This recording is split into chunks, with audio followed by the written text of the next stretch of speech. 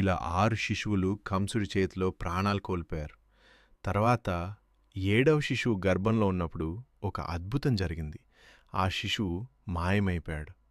కంసుడికి ఏం జరిగిందో అర్థం కాలేదు. కానీ అతని భయం మరింత పెరిగింది.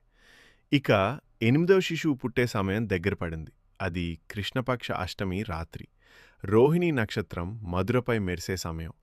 ఆ రాత్రి ఆకాశం చీకటిగా మారిపోయింది. గాళ్ళు వీచాయి. ఉరుములు మోగాయి. వర్ష ఆగకుండా కురిసింది. మధుర నగరం మొత్తం నిశ్శబ్దం. కాని కారాగారంలో ఒక మహా అద్భుతం జరగబోతోంది. దేవకికి ప్రసవ వేదన మొదలైంది. వసుదేవుడు ఆందోళనతో దేవకిని చూస్తున్నాడు. ఇప్పుడు ఏమవుతుంది అని.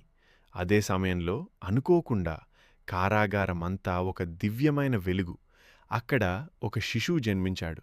ఆ శిశువు సాధారణ శిశువు కాదు. అతడే శ్రీకృష్ణుడు.